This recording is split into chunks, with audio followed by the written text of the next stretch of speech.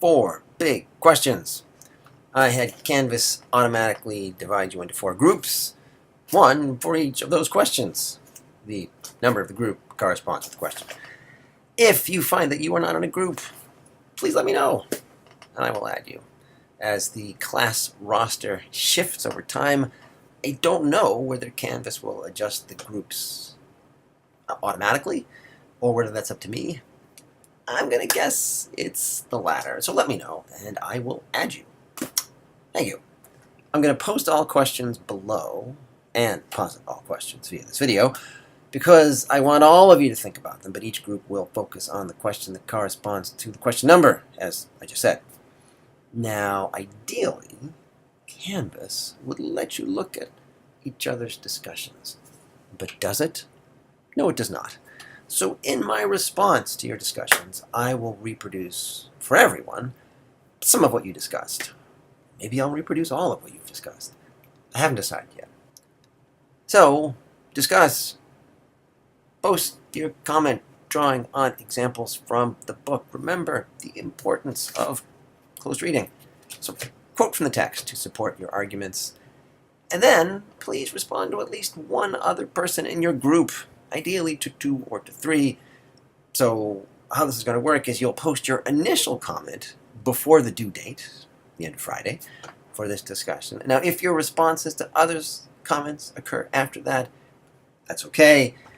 This discussion will still be able to be entered for a week after the due date. But try to chime in as soon after the deadline as you can. I realize that we are all having a conversation asynchronously, so do your best. Question number 1. As I say, I think the symbols, all those symbols, are why English teachers like the book. Doesn't mean you have to like the book, but I think that's why people like the book. Holden keeps returning to these ideas, these objects, these memories that he invests with personal significance, and this is how he conveys the emotional truth of his experience. I mean, he's not a character who's likely to say directly, I'm afraid of adulthood, or I miss my brother Allie, or I feel vulnerable, right? No, he's not going to say that. He is instead going to put on his red hunting hat. He is going to wonder about where the ducks go in the winter. He's going to search for and then carry around that little Shirley Beans record. He's going to talk about his childhood. He's going to talk about his sister Phoebe. And, of course, about his fantasy of becoming a catcher in the rye. In preparation for this particular discussion, I asked you to track a symbol. Where does it recur, and why? What does it mean? Second question, by the end of the novel, what, if anything, has Holden learned? And what's next for Holden, right? He talks about wanting to be a catcher in rye, and I quote from page 173, thousands of little kids and nobody's around. Nobody big, except me. And I'm standing on the edge of some crazy cliff. What I have to do, I have to catch everybody if they start to go over the cliff. He also talks about pretending he's a deaf mute, living in a cabin near the woods. See pages 198 to 99 and 204 to 205. He tries to erase all of the fuck yous, but realizes that he can't. As he says, quote, if you had 1,000,000 years to do it, you couldn't rub out even half the fuck you signs in the world. It's impossible. That's on page 202. And then, right at the end of the book, he raises the question that I've asked you, right? He says, people, quote, keep asking me if I'm going to apply myself when I go back to school next September. And that's such a stupid question, in my opinion. How do you know what you're going to do till you do it? The answer is, you don't. I think I am, but how do I know? I swear it's a stupid question. So, that he asks himself this very question at the end of the book tells us what? Will he apply himself? Won't he? Will he follow Mr. Antolini's advice to learn from other writers? What's next for Holden? Third question. I asked you to read my 7 questions we should ask about children's literature, and in that piece I'm using children's literature in its most expansive term to also include young adult literature.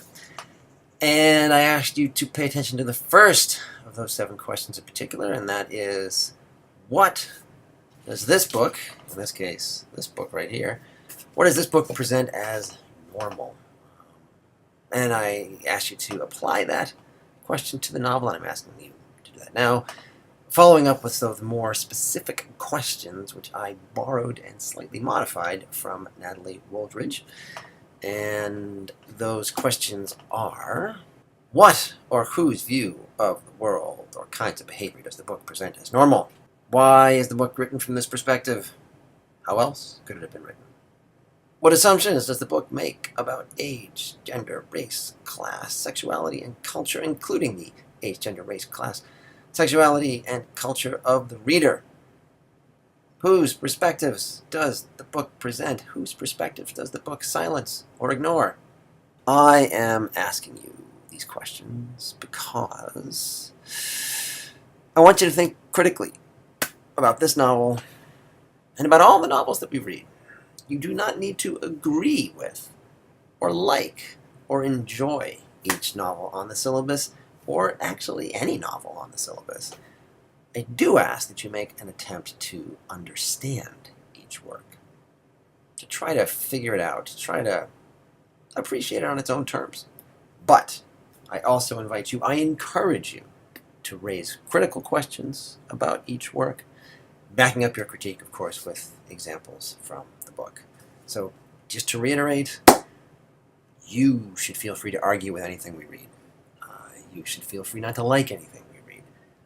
Just make the attempt to understand it and to articulate your critique, whether it is positive, whether it is negative, whether it expresses joy and admiration, or whether it expresses disappointment or disgust, or whatever it expresses. Back that up with examples from the work. Fourth, and finally, a big question. Why has this novel become such a cultural touchstone? Should it be a cultural touchstone? And should it be on the syllabus? As I said last time, that is not a trick question. I am always changing the syllabus. I don't always include Catcher in the Rye. You should question what is on the syllabus. Of the millions of young adult books we could read, should Catcher in the Rye be among the mere 15? Just 15 books that are on the syllabus. And key in all of these questions is defending your answer with examples from the book. We will usually have a quiz due on a Monday, but lucky for you, not for this first book.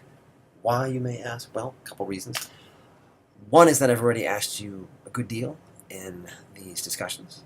And 2 is that attendance tends to fluctuate in the first week, and that will just mean there are fewer people who have to try to make up a quiz. Next time, E. Lockhart's The Disreputable History of Frankie Landau Banks. Its placement on the syllabus is not accidental.